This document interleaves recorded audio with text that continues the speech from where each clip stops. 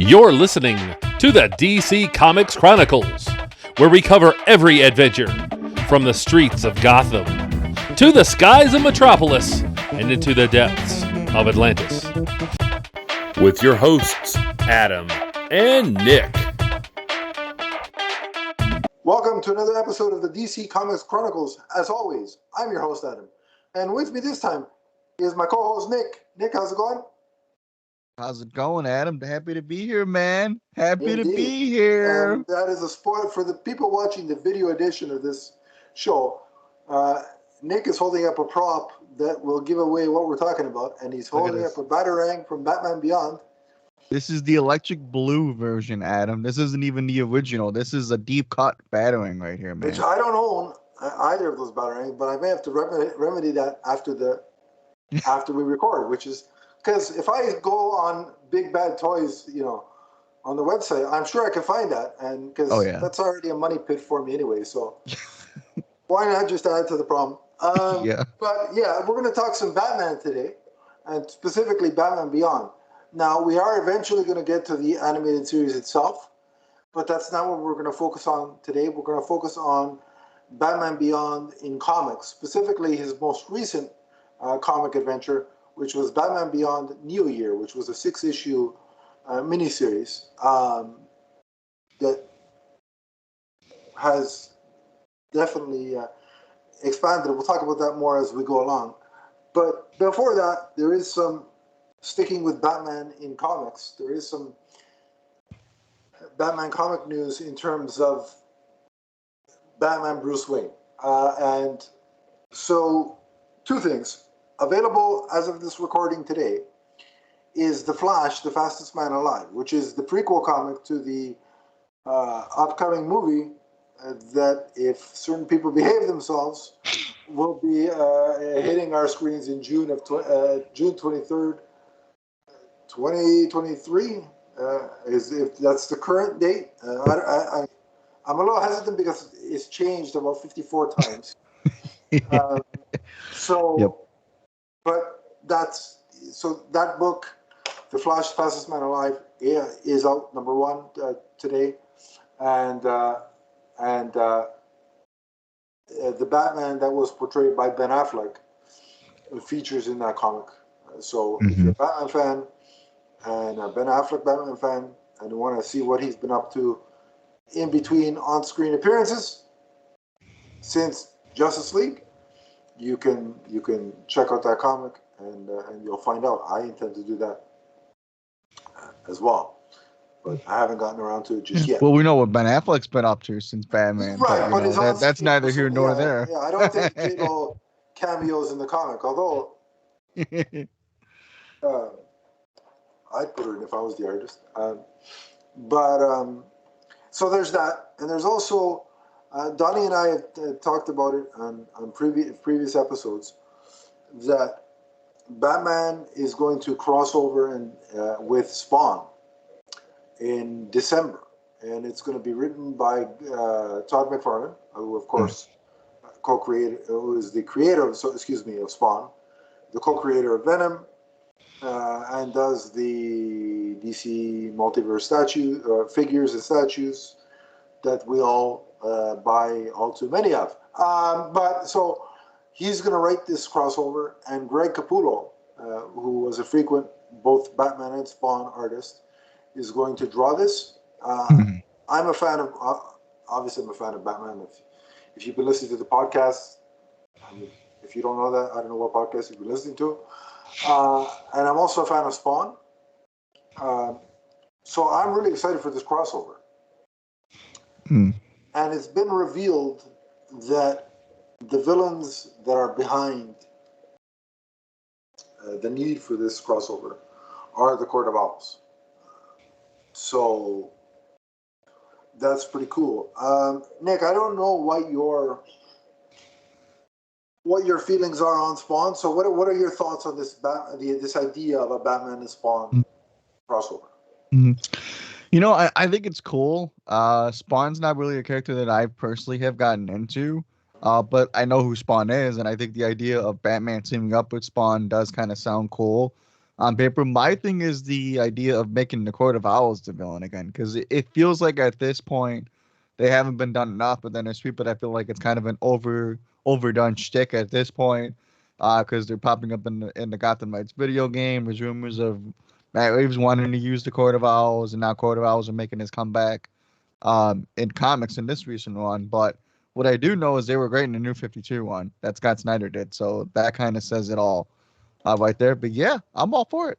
Yeah. I mean, that's really, in terms of comics, that is the only place we really see them. What was through the duration of the New 52, or the beginning of the New 52. Sure, we've seen them pop up in Gotham, a version of them, and yeah, they're going to be in a video game. And Matt Reeves might use them. Yeah, again, yeah, like everything we talk about with Matt Reeves is the Batman until we officially know who the villains are in the sequel. I mean, we've heard everything from Mr. Freeze to Clayface to the Joker to So until we know, we don't know. So I mean, would they fit in Matt Reeves' universe? Absolutely. Will he use them? Who knows? Yeah. So this idea that they're overdone. Personally, I don't play video games, so them being in a video game won't really affect me. Like,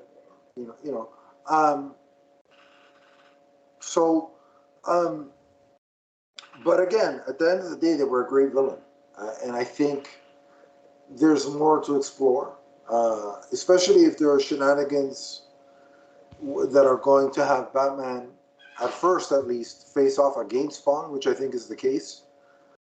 Because of course, whenever there's a team up between two superheroes, quote unquote, there's always the inevitable misunderstanding, and they fight, and then they come to an agreement and they team up.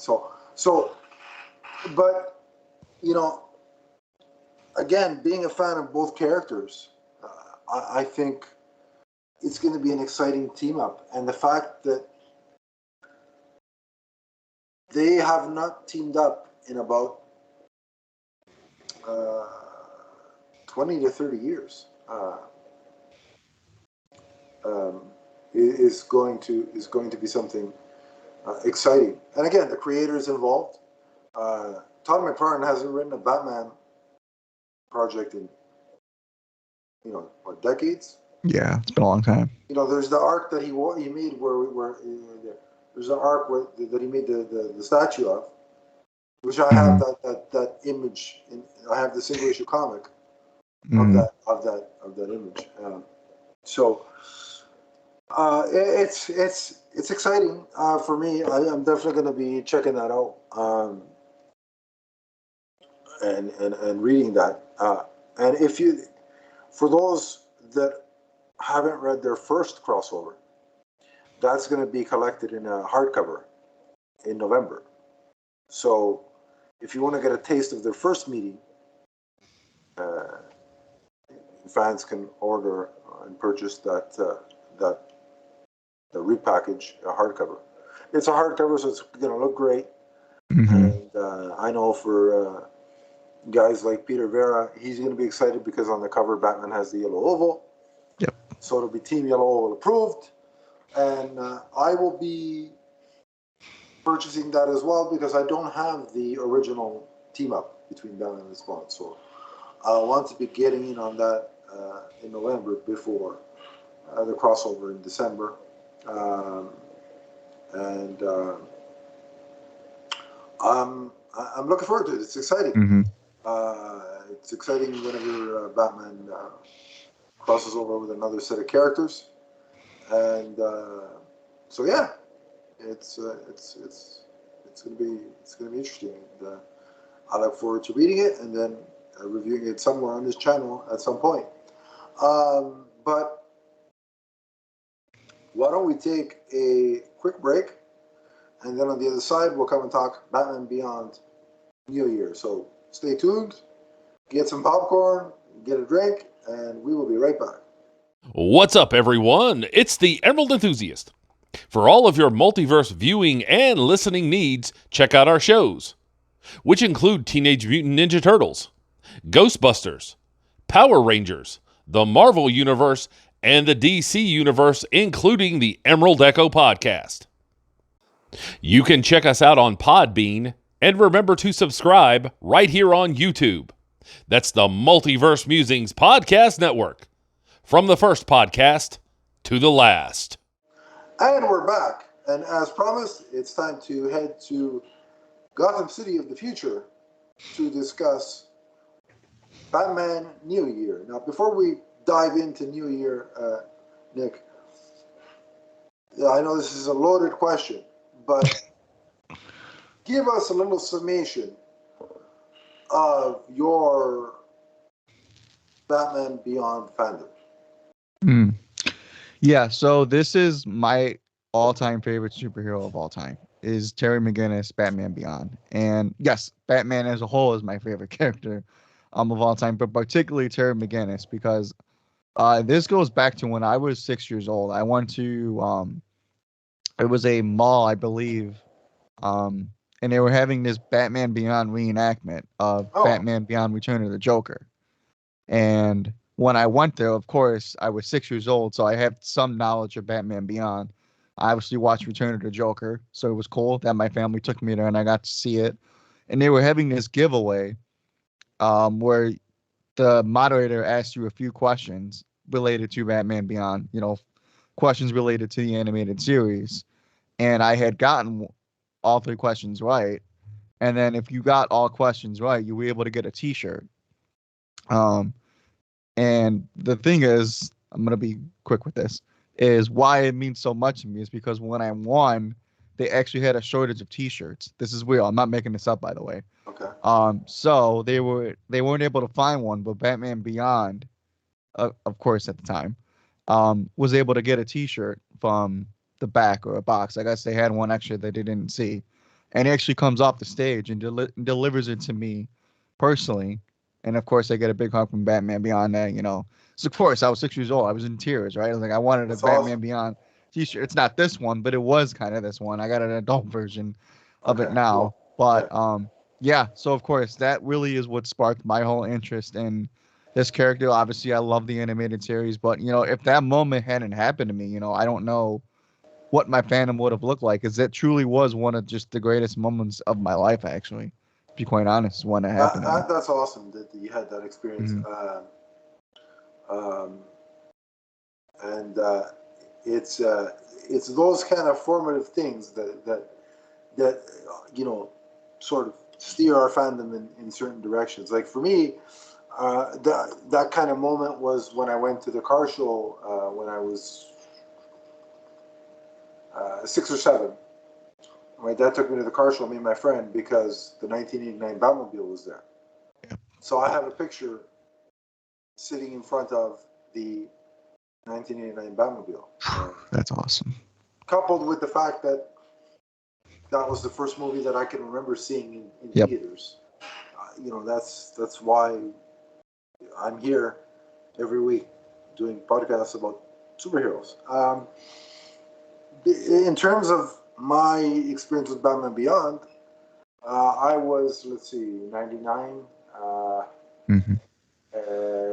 10, 16. I was 16 when Batman Beyond premiered. And for me, I was still watching the Batman the Animated Series stuff at 16. I have zero qualms about admitting that. So for me, it was just, I was at the stage where give me anything Batman, and I will consume it. And I was actually hoping for something to wash the taste of Batman and Robin out of the collective mouths of Batman fans. And so, Batman Beyond being on the heels of that in 99. Yeah. And hearing that, it was going to bring back Kevin Conroy as old Bruce Wayne. That guy's voice, I still hear it whenever I read a scene with Batman, whatever comic he's in. That's the voice I hear in my head. So to be bringing him back is like, where do I sign up? you know, and it had the whole, you know, teenager aspect of it, Mm-hmm. which at the time I was a teenager, so you could relate to what Terry was going through, and it had Will Friedle as Terry, and I had known Will Friedle as from Boy Meets World. Yep. So you know, it had all the ingredients. I'm like, all right, I'm in. You know, and I loved it from the word go. I thought it was cool. It was a cool expansion, evolution of the mythology, which I think is, you know, for these characters, these archetype characters, to last, you know, 70, 80, 60 years, whatever it is, depending on the character, there has to be elements of reinvention. It can't just be the same exact version, decade after decade after, like, imagine, and this is me, somebody who loves all aspects of Batman, but imagine all that Batman ever was, you know, the 1960s Biff Pow Zap version. Yeah. Does it survive as it has? I don't know. I don't think so. Um, you know, so this was the next evolution, and I thought that it it it held the balance of comfort and familiarity with breaking new ground. I think there was a good balance there that the show achieved, which is why it was so. Uh, it has grown into this very popular, because I think in the initial, especially the first season, I think fans in general were a little hesitant. But they're like, "Wait, what? Somebody else Yeah. that's not Bruce Wayne as Batman? Like what?" Mm-hmm. Uh, so I think there was a hesitation, but you know, it worked out in the end. And once fans accepted, all right, change. I know that's it's a scary thing for us fans, but once you accepted it and you started rolling with the punches, that show gained a life of its own, and it really became a valued piece of the Batman mythology that personally for me, I don't think has been mined to the fullest potential of it. Mm. I still, you know, I'm glad we're, you know, there's been gaps where there was a Batman Beyond comic, and there wasn't, and there was, and there wasn't, and there's also, I mean, I love a film, a live action film, as we talked about it before. Yep. And now with the situation with Michael Keaton, who knows where that is? You know, he's still right there, folks. Yes. You know, Zaslav, hello. Are you out there? Are you paying attention? Like, you want to mine the big three? You want to heavily rely on the big three? Well, Pattinson's Batman, Affleck's Batman, and a Batman Beyond starring Michael Keaton. You know what that spells? That spells money. So, and you guys are in such debt that you need it. So if I were you, I'd be greenlighting that. But a movie, exactly, and you have the props. McFarlane makes the props for you. Damn it. Green light it. Green light Yeah, it. greenlight it and then make that red. But yeah. So I think a live action. I think if you do that, you know, I have a trilogy in mind for that, Nick, and we could talk about that at some other time. But I think there's definitely more that can be explored with Batman Beyond. I think they could do a relaunch, a continuation of the anime. I think there's still more ground that you can cover there, especially if you want to build off of this comic that we're going to talk about now. I think there's ways to, you know, continue to move the story forward. So I think there's a lot of cash left in this particular iteration of the cow that Warner Brothers could exploit. So let's hope that happens. But while we're waiting and hoping for that, we do have a new comic to discuss, Nick. So why don't you give us a brief sort of overview of what this comic is? Yeah, so it's Batman Beyond Neo Year, as we said off the top here, and essentially what the main threshold of the story is if you read Batman Urban Legends, there is a tie-in story with Batman Beyond, and they do something really, really polarizing, which is probably something that's worse than not having Bruce Wayne in the cowl for some people, and that is actually killing off Bruce Wayne. So in that story, Bruce Wayne actually dies. Yeah. And the main story of Batman New Year is Terry's on his own, and he has to figure out how to save this even more futuristic, sadistic version of Gotham City that Bruce Wayne failed to save. So now it relies on Terry to do it on his own, and kind of all the allies have kind of gone their separate ways. It's even like farther than what Batman Beyond was. Like Barbara Gordon wants nothing to do with any of Yeah, them she's ready anymore. to retire. Yeah, yeah. Yeah, she's ready to retire. So really, it's Terry McGinnis trying to find his own way and trying to find his own hope in humanity that he can do it without Bruce Wayne. So that's kind of what the main story is, and it's very interesting. I'll tell you, just that you bring up about how the controversy in urban legends of killing Bruce Wayne. First of all, the writers did a great job in that comic because Yeah. when Bruce died, the coupling of the writing and the art and what him and Terry kind of shared in those last moments, I was tearing up. Yeah, So it's a great moment. they did a good job there. And look, again, this goes to, you said this could be more polarizing than Bruce Wayne not being Batman.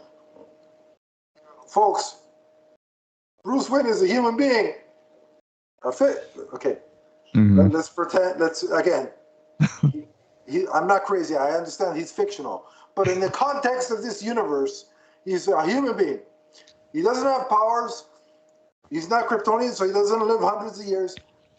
Who's going to die? It's just a fact of life, of this fictional world that we're living in. And so I've always maintained that, and this goes for, I'm not just saying this about DC, this goes for Marvel too.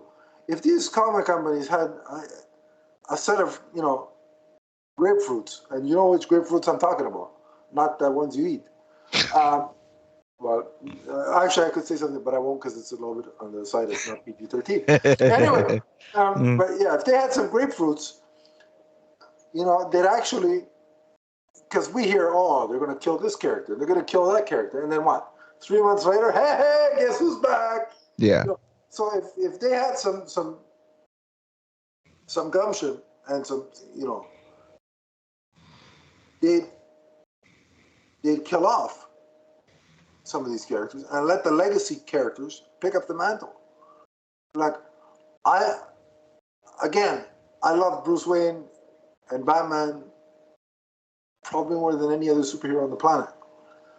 But if DC said, look, we're doing a storyline and we're going to kill him, and that's it, if it's present day, Dick, Tim, Jason, or Barbara. Davey is going to take over. Yeah. If they tell me that and it's a good story, all right, I'll go along for the ride. Mhm. Because I liked when Dick Grayson was Batman for a time. I like those stories. Yeah. I was totally fine with, if that's it, I'm with this new Batman. And we already have with Batman, in the case of Batman Beyond, we've already been preconditioned that Bruce is no longer in the cowl, in the cape. So taking this step of killing him, I thought was, I was okay. I'm ready for it. I know what's going to happen, and I accept it. And so for me, it's a natural story progression when you're dealing with a character that is a human being, and this Bruce Wayne is probably as old as the character. Batman's 80 years old, right? I think. Around there. Yeah, probably. Like the character was created 80 years ago. Yes. and old man Bruce Wayne is about that age. Mm-hmm. So it's cool that the character's creation mirrors the age of this version of Bruce Wayne, and so the inevitability of him dying was there, and I was ready to accept it. So for me, it wasn't, oh my God, how can you kill off Bruce Wayne? Mm-hmm. It's like, all right. Besides, the beauty of doing it in a Batman Beyond comic, for those that can't accept anybody else's Bruce Wayne, is it's off in the far future over here. If you still want to read Bruce Wayne, guess what? There's comics over here on this side of the aisle that still have Bruce Wayne kicking ass as Batman. So you do get the best of both worlds. So I was okay with it. The way that I think that leads into this is twofold. Like you said, Bruce is gone. All the Bat family is off in their own little world doing their own little thing. And the really unique thing is that the Bat computer has been possessed because Bruce had it's futuristic mumbo jumbo, but basically, Bruce had kind of fused the Bat computer with Gotham City in a way, and much like a virus overtaking your computer, that kind of scenario happens here, and now Gotham is in control and is not happy and wants to basically, even Gotham has gotten to the point in this story where these humans that live here are pieces of crap. There's nothing but violence and villainy, and so I'm going to take over and remake. We're going to cleanse itself of the people of you. So that's kind of what's going on. So the Bat computer, Gotham via the Bat computer, is basically this all-seeing, all-knowing, violent entity that is out for revenge, so to speak. And it's kind of, did it give you Terminator vibes a bit? Yeah, that's actually a good point. Yeah, it did actually a little bit. Yeah, I mean, like Terminator, Eagle Eye, like those kind of vibes. Yeah. Yeah. Mm-hmm.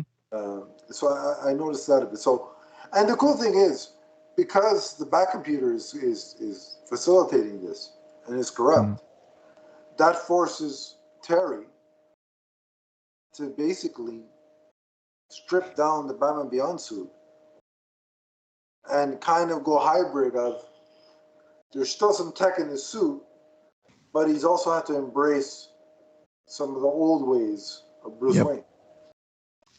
And it's really cool to watch him do that.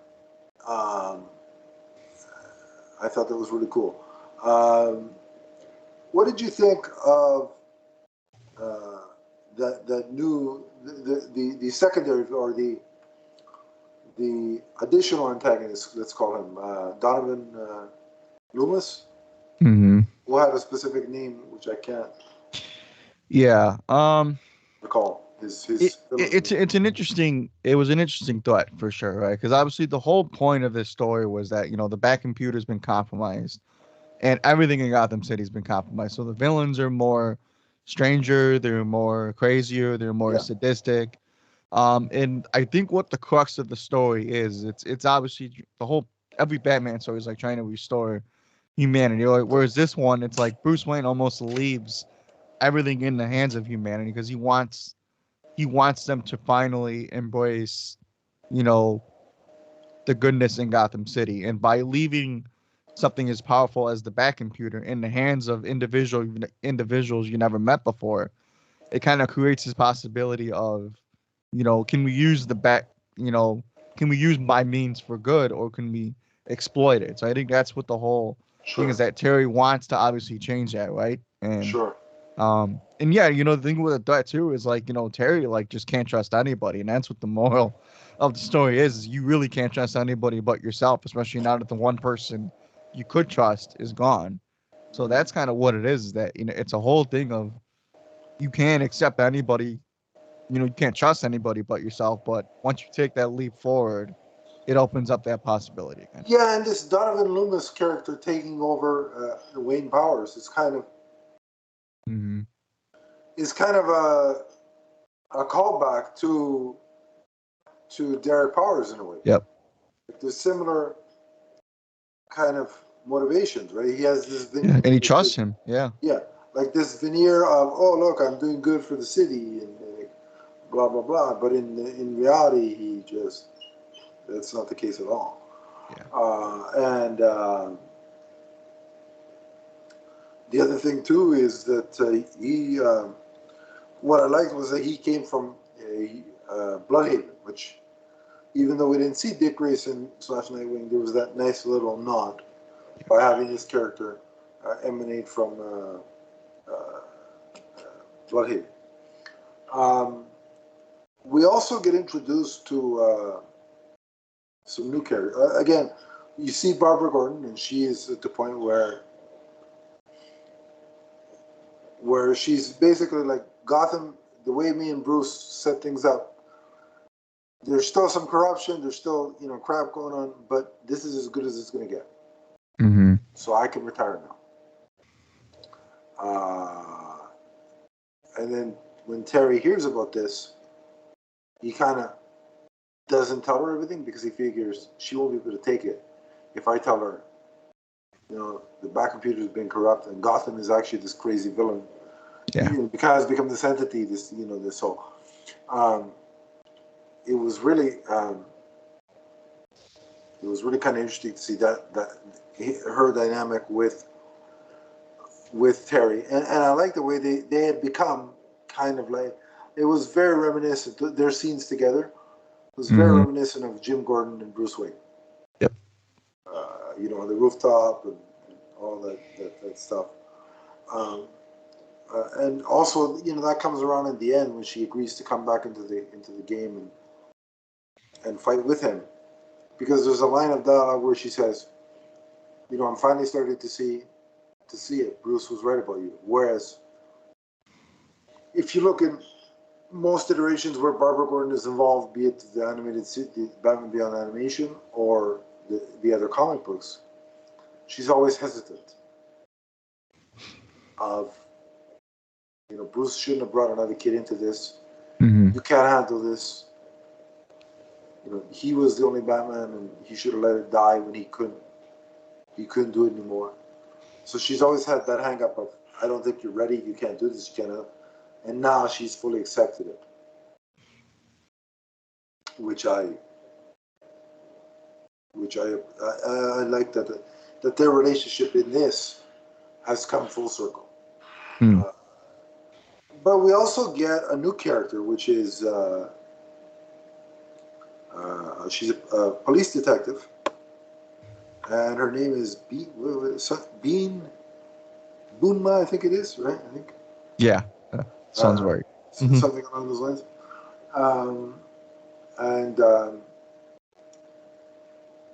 They set her up as the one honest cop left in Gotham, and Terry meets her while he's undercover at one of Donovan Loomis's parties. And the whole scenario where, just before we get into more of her and Terry, I like that Terry had to go undercover. Mm-hmm. Because it was very similar to the way Bruce used to use his Matches Malone, persona. Yep. But the cool thing is, they updated that in the sense that Terry had this tech that would scramble the way he looks, so that it's where Bruce used to put on makeup and a mask to be Matches Malone. This was with tech, so it was yes, keeping that Matches Malone kind of idea, or element, but also updating it to fit the world of Batman Beyond. Mm.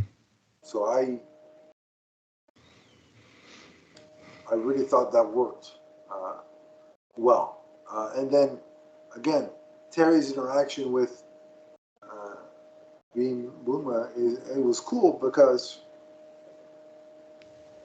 you could see him attempting to do the undercover thing, but it ultimately doesn't work because she's such a good detective that she could,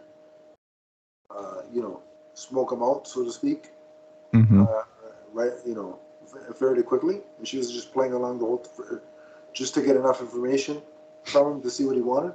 I thought that was kind of cool because it's like, you see him having to adopt Bruce's old ways, but by not making him this expert, at disguising himself and going undercover, it shows that there are differences between him and Bruce. Yeah. And it underscores how he has to take what he learned from Bruce, but also become his own Batman. He can't just be a carbon copy of Bruce. Mm-hmm. And so I thought that was, seeing him fail at that was ultimately more important for his character growth because it shows why he has to become his own iteration of Batman. Mm-hmm. Yeah, I mean the whole premise of this story was that he how much he always relied on Bruce, right, in Yeah, terms of getting out of situations, getting through situations, and the backbone of this story is it's like he kind of has this inner monologue with himself that Bruce, you would have done this way, or what should I do, Bruce, right? Like it's almost so like by him trying to copy Bruce, it's like that's his way of keeping Bruce with him. Then kind of as he goes along the way, it's like Bruce was always training him to be his own yeah, hero, right? So I think that's what is that these were still like training lessons, even though Bruce is gone. So like when he yeah, figures out that the way to really save Gotham isn't doing what Bruce would have done, it's doing what I would do. And that's kind of what he has to struggle with kind of throughout this book is that it's not be like Batman, be me, be Batman beyond, yeah. you know. Um, and so there's an interesting part of the story where um, Terry has to fight this. I don't know how to describe it. It's like a The creature three-headed looking. beast, that's for sure. Yeah, it's like a three-pronged beast Yep. that has basically. It's almost like Brainiac in a way how it's sort of taken over these three human beings Yep. and so he's fighting it and he realizes that I could use this and instead of having it as an enemy and dismantling it, I could use it to help me fight against Gotham, against the corrupt Gotham, and that's what he does. And I think that makes him as well a little bit different than Bruce too, because very rarely do you see Bruce teaming up with his villains. Mm-hmm. I mean, it happens on rare occasions, but Yeah. I don't think to the level that Terry had here. Like Terry seemed with this entity here more trusting than Bruce would have ever been had he had to team up with Two Face or something like that. Like Mm-hmm. there's times when Batman's teamed up with Two Face, but you could tell that Bruce was uneasy about doing it. Right. Whereas with Terry, like he basically made a plea Mm-hmm. to this entity saying, "Look, you're the only one that can help me with this." And so, again, it's another layer of difference between Bruce Wayne Batman and Terry McGinnis Batman. Right. And I like that. And that would ultimately come in uh, handy because at one point in the story, Gotham is able to sort of infect uh, Beam Boonma and make her kind of like, I think they described her as a sword of Gotham. Is that how it was? Where she becomes this armored, antagonist Yeah. that Like a walking computer. Yeah. yeah, this is basically like the Terminator 2 example, where Pretty it's much. like that's the kind of vibes I got. Just they had more armor, right? Yeah. And so Yep. first the first one that Gotham had infected was this 75-year-old janitor that he turned into this knight that was ready to chop off Terry's head. And there was a great fight. I think it was in issue 4, where pretty much the whole issue was the battle between Terry and this assassin, so to speak. And then at the end of issue 4, he's going to fight Beam because she's been corrupted by this and being used as this knight of Gotham, if you will. And so, but it was cool to see Terry have to adjust and be like, the goal is to save her, not. I don't want to bring harm to her, because you could see, and the book does a great way of setting it up. In their initial meeting and their first conversation, even though there was antagonism once she found out that he was somebody that was disguising his identity, you could see that they had a chemistry and that something beyond, like, it wasn't just going to be an eventual team up between Batman and this detective, but it could be a potential love interest for Terry going forward. And you could see the chemistry that they had in that regard. So Terry was in the fight with her when she was corrupted. You could see him really thinking and being tentative about, okay, the goal is not to hurt her here, but to help her. And then he uses the other, the Brainiac type entity there with the tentacles, the three-headed beast, as you called it. Yeah. I don't know if they ever gave it a name. Did they ever give it a name? I can't remember. No, I don't think so. I can't recall the name. Anyway. Yeah. He allows that entity to analyze Beam and sort of get the infection out of her and bring her back to health. Yeah, they also do something interesting, Adam. I don't know if you felt this the same way too. Is they do something throughout this arc that I actually began to despise in the Flash TV show, with all due respect, and that is how easy he was to obviously reveal his identity to certain people. But I think with people like Batman Beyond and Spider-Man, it actually works a little bit more.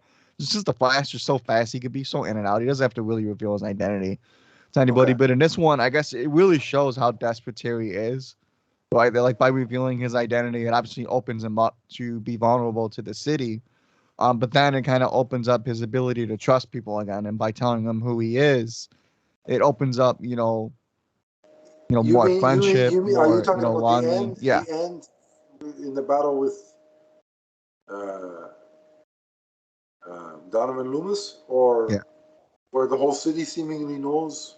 Just like both of them, there's multiple times. Because I'm unsure.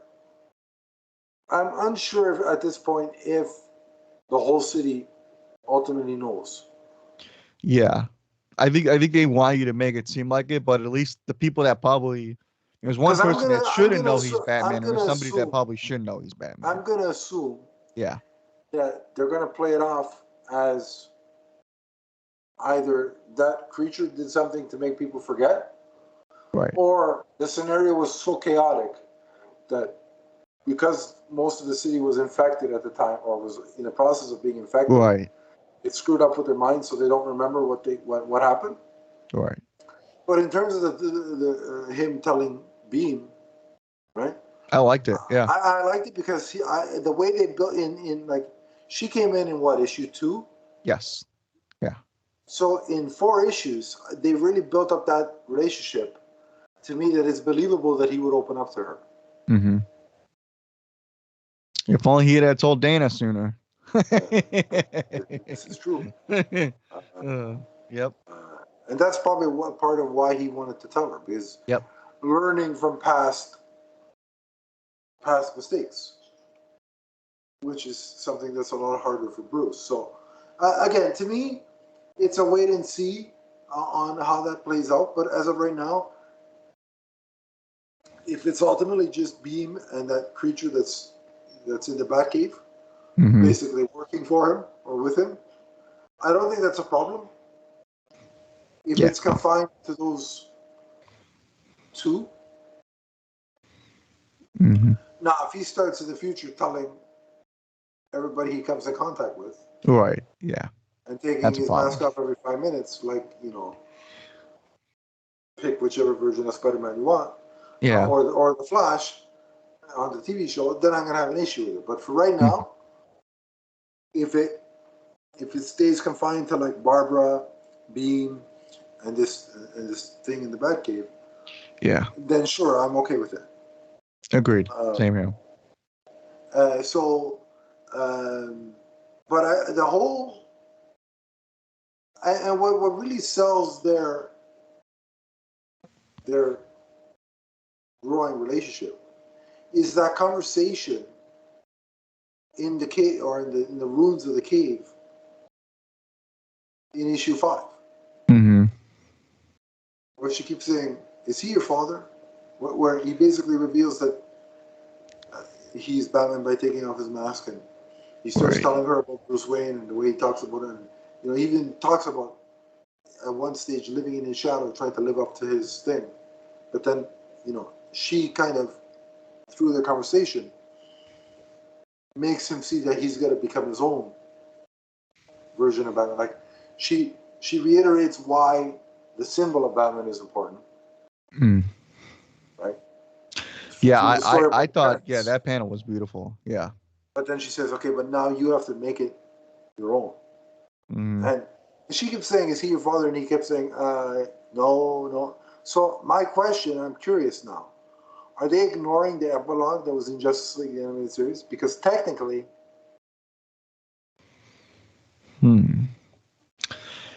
Yeah, that's I mean, technically, Bruce isn't his father. It's more of a like.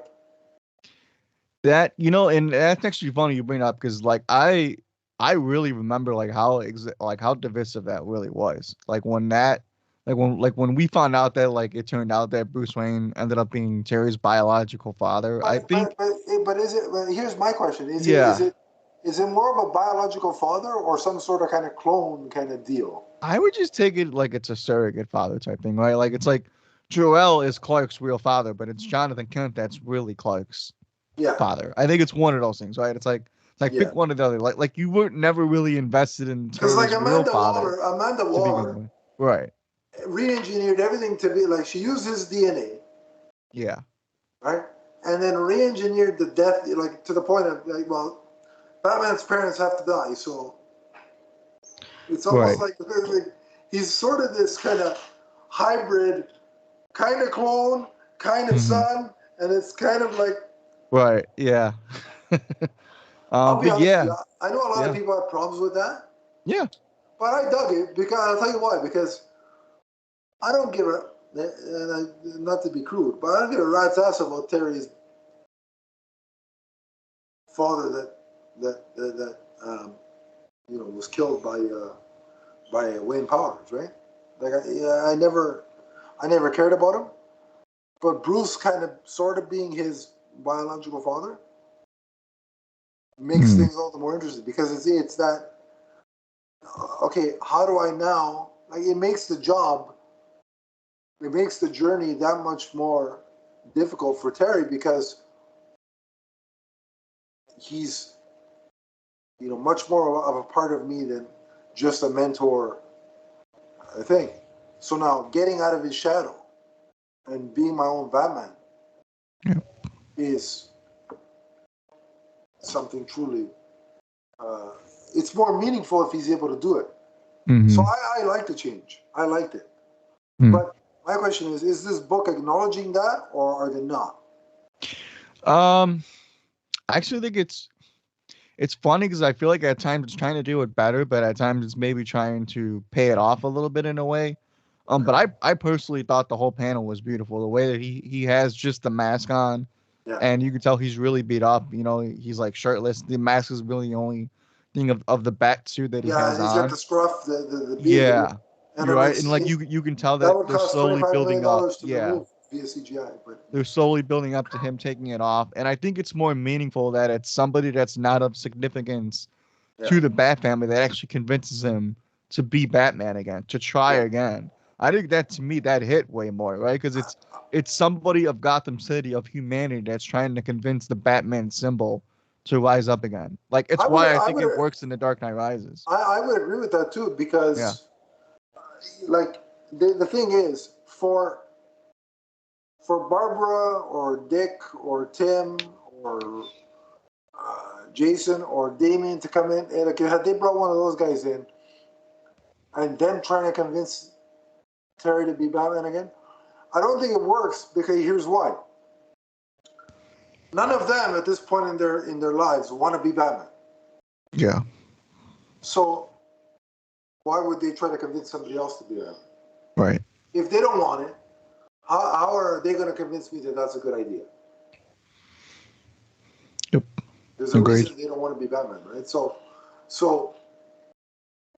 it would hold less weight of them saying, you do it.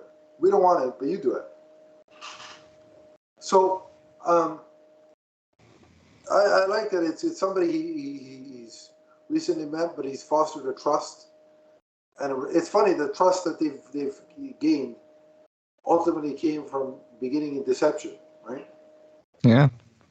It's usually how most of Batman's relationships go. But you know what's funny though is that Terry seems far more uncomfortable with lying about who he is than Bruce did. Bruce understood that if I'm going to be Batman, I have to do it this way. Otherwise, too many people are going to be put in danger. Yeah. Well, and obviously the whole thing about, Batman Beyond is that Terry wants to try to do everything differently, right? Like he wants to try to redeem Bruce Wayne as Batman by doing the exact opposite of what Bruce Wayne would have done, while also still maintaining those qualities of what made Batman who he is, right? So and he wants to have his own life as well. Yeah, like Terry telling people who he is. Bruce Wayne would never do that. It's in fact why Bruce Wayne is alone in Batman, because he never opened himself up. Whereas Terry's more open to doing that, right? So it's little things like that. Yeah, I thought the final battle where everybody, Barbara comes back into play. For a second there, I thought she was going to suit up, because so did I. They showed the logo. Yeah. It was I think Terry gave her old suit. Yeah. And so I'm like, wait a minute, is she gonna suit up again?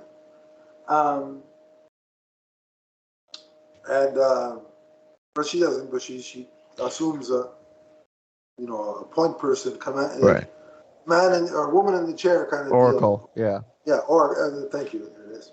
Yeah, no problem. Or Oracle, which is the better terminology for it, because that's who she actually was. Yeah.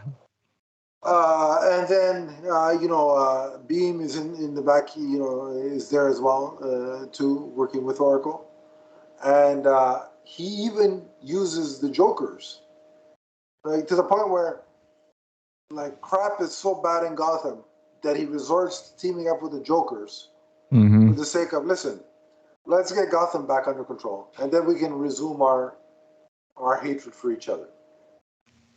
It's kind of like those temporary alliance kind of look. Yep. For right now, let's tolerate each other, and then after we can go back to beating the snot out of each other. But so yeah, that was cool. And just like the last issue was just one massive action set piece after another. Yep. I thought we should call out the let's see here. The creative team. I want to call out the creative team because we haven't really done that yet. Yeah. The art was beautiful. I thought it was very good. Yeah, the art was by. Let's see here. The art was by. Let me pull up one of my issues here. I think Jackson Lansing wrote it, right? Yeah. Yeah, and there was two writers. Mm-hmm. Lansing and let me pull up my issue here on Comixology real quick. Or actually, for me, it's Amazon because. Kelly, Lansing, Dunbar, and Chang are the creative team. Yeah. So Kelly and Lansing are the writers, Mm-hmm. and Max Dunbar is the artist, and his artwork is fantastic. Uh, I love the way there's the scene where Batman where so there's a scene where I don't know if you noticed it, but he did the whole speech, kind of a similar speech to Batman Year One, Yep.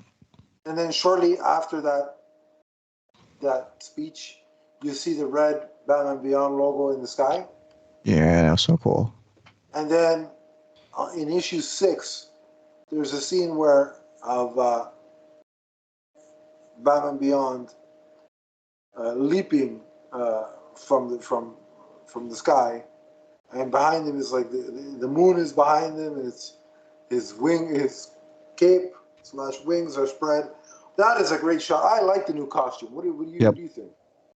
Yeah, you know what? To be quite honest, I think he's never looked better than in this run. To be quite honest, I love the way that the Batsuit, So if Batman Beyond suit looks in general. Yeah, yeah, that panel though, oh, that splash so page, good. It's so good. it's phenomenal. Why So you yeah, loved it in '89? yeah, yeah. It's a callback to that too. When he the Yep. opening shot. Yeah, that's a good point. Um, so I love that page.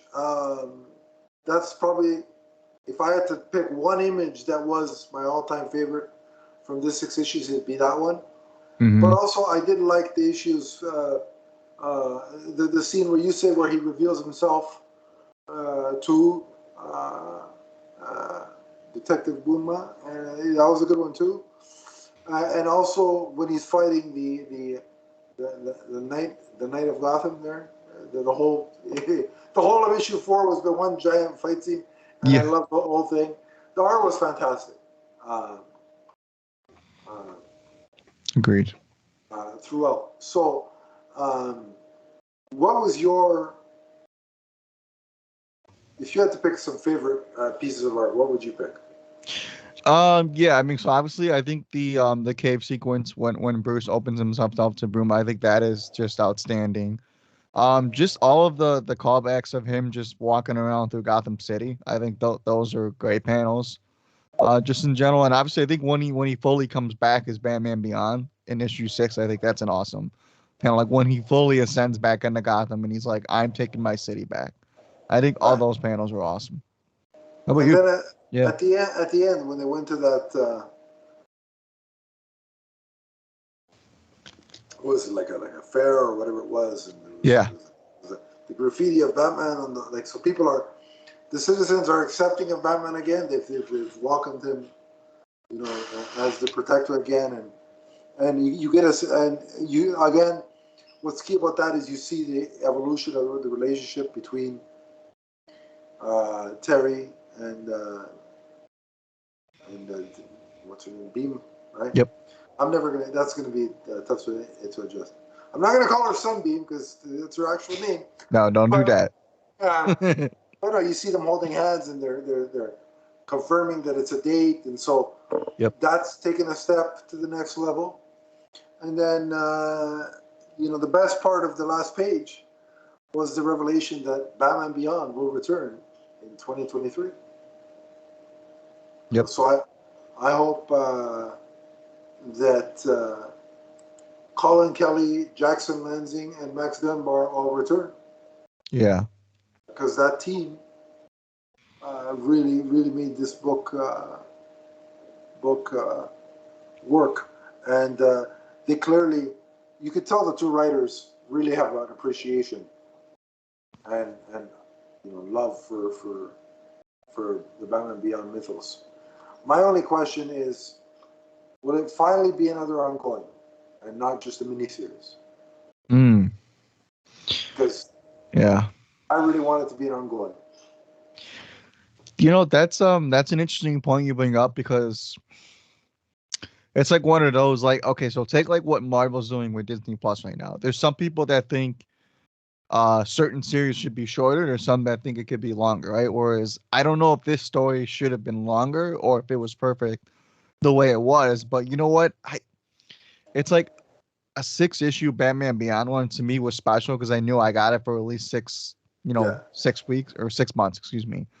I think if it's ongoing, it would be awesome for someone like me that loves the character, and I'd have buying Batman Beyond monthly Yeah. to look forward to. But then obviously you risk the same thing like comics tend to do, or is maybe the quality isn't always there each month, or maybe the writing isn't as strong. Whereas I think in these 6 issues, it's pretty consistent for the most part. Yeah. I think it fumbles a little bit, not a whole lot.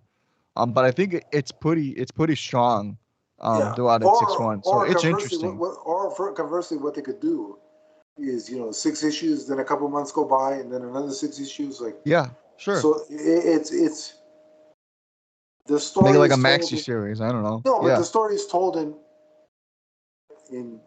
6 issue arcs over. But it's not every single month. After the 6 issues, Sure. 3-4 months goes by before you get another one, right? So it's like you're still getting a kind of ongoing, but it's not consistently every month. You know what I mean? Yeah. Oh yeah. Yeah. Because Yeah. I think there's an opportunity with the way they've set it up to really expand Terry's world in terms of new allies, with mixed in with some old ones, and Yeah. new villains mixed in with some old ones. And to really expand, because that's what I think the Batman Beyond world needs. It needs an expansion of the world. Yeah. And I don't know how you feel about this real quick too, because I don't know if they could do this anymore. But I think what maybe a missed opportunity could have been was because we never really saw Dick Grayson in Batman Beyond in general. I think this could have been, or this could be a great outlet to really actually solve that issue and maybe see how Dick Grayson and Terry McGinnis interact with each other. Because he I wasn't like I some don't know how comic that works books. now, but I still think that that's a missed opportunity that you can play along with. Like maybe Bruce isn't there, but Dick Grayson still is. Right, because he wasn't some versions of the comics a while back. Um, Yeah, and the relationship isn't great. so Yeah, it'd be interesting to revisit it now uh, with in this new era of Batman. So it'd be interesting. I can tell you that Barbara is probably going to mm-hmm. be more involved. Like she's going to be back in whether I don't know if she'll be commissioner, but she'll be Oracle again. I think. All right. And what does Beam do? Does she go about being a detective? Does she become a partner in terms of part of the new Bat family, so to speak? Yeah, just don't make her a Robin, please. That's all. I don't think I want that. I can see more of a Nightwing type of deal if Dick Right. Grayson doesn't do it anymore, right? Yeah. That kind of a deal. But there's so again, and maybe the other thing too is giving us like I'm really big on creating new villains for Terry, but if we got some revamps of classic Batman villains as well that Sure. we didn't see on the show, like the next generation of, let's say, the Riddler or whoever, Mm-hmm. that could be cool too. A good blend of paying homage but also going forward. If Agreed. they can continue that trend, I think we're in great shape. But we'll see what 2023 brings us in terms of the Batman Beyond comic. I can tell you, Nick and I will be covering it. That's for sure. Yeah, yeah, and you know what? Kudos to Jackson Lansing too, who had a beautiful thought on Twitter. If you Yeah. have Twitter and you haven't checked, it was beautiful. It was a Which at beautiful the end thought. of it is when he revealed it. And Yeah, we're coming back, right? So, yeah, beautiful, beautiful thought. so yeah, we'll be covering whatever comes next with the Batman Beyond comic. But for now, let's rate this one. So remember, Nick, when we do comic books, it's the out of 5 for story and 5 for Yep. art. So go ahead. Mhm. Yeah, so I'm gonna give both the story and the art a 4.5 out of 5 because I think the story is pretty strong throughout 6 issues. Like I said, I think it kind of loses a little bit steam kind of in that middle half, but then I think it ends strong. The art, I don't think Batman Beyond has ever looked better than he did in this one. So give the art a chance. It's very unique. It's not quite appealing to the eyes, I would say, most of the time, which is why I'm giving it a 4.5. But I think it's very unique to the style of Batman Beyond. So 4.5s across the board for me. How about you? I'll give the story a 4, and the reason I'm going slightly, just a tad lower than you, is just because I still am not sure what exactly that three-headed creature that absorbs Yeah, that's very fair. that connects to the mind of that controls humans or absorbs humans. I'm still kind of lost as to what exactly that is. I think they could have done a better job of kind of explaining that. But other than that, again, I love the fact that this was, even though Terry's been around for a while in comic books, this was really a year one for him because Yeah. it's without Bruce Wayne. So it's Batman Beyond year one Yeah. in the truest sense of the word. It's a great way to put it. And the art, I actually really loved it. I'll be honest with you. I agree with you.